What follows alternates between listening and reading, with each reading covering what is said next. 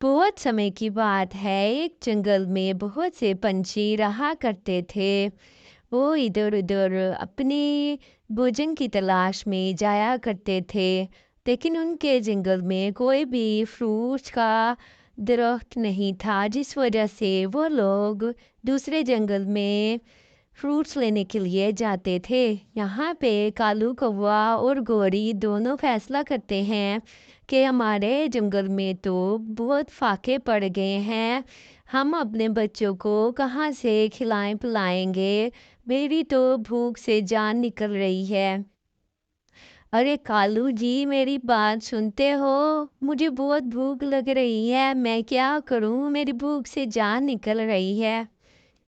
गौरी, तुम टेंशन क्यों लेती हो? अब हम जाएंगे, किसी और जंगल में जाएंगे, वहाँ से फ्रूट्स और भोजन की तलाश करके हम वापस अपने जंगल आ जाएंगे। फिर यहाँ पे हम बच्चों को खाना खिला सकते हैं।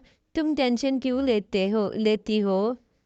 अरे टेंशन क्यों ना लूं कालू, तुम खुद सोचो। अब हम कहाँ से खाएं पिएंगे? मुझे इतनी टेंशन होती है।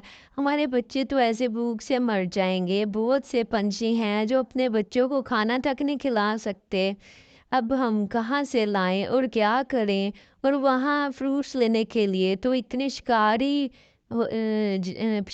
परिंदे होते हैं उन फ्रूट्स के जंगल में।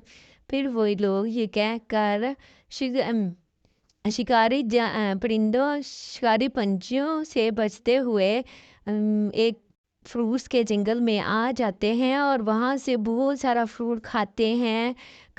वाह कालू जी, कितने अच्छे फ्रूट हैं यहाँ पे तो। सेब, खुरबानी, आम और पता नहीं केले, क्या क्या इतने फ्रूट्स मैंने अपनी ज़िंदगी में नहीं खाए।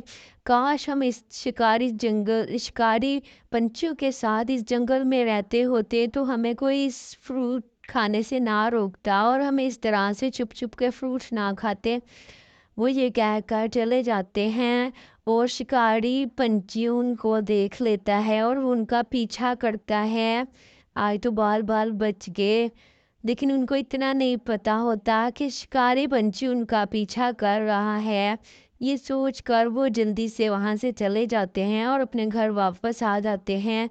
शुक्र है कालू, हम बच गए। आज बाल बाल मुझे लगता है हमारा पीछा शिकारी पंछी कर रहा था। अगर हम उसके हाथ लग जाते तो वो हमारा सत्यानाश कर देता और हमें खा जाता। हम अपने बच्चों तक कभी भी ना पहुंचते। शुक्र करो हम वापस आ गए हैं। तुम ठीक कहती हो गौरी, तुम ठीक कहती हो। वो हमें कभी भी ऐसे ना छोड़ता। शुक्र करो कि हम बच के वापस आ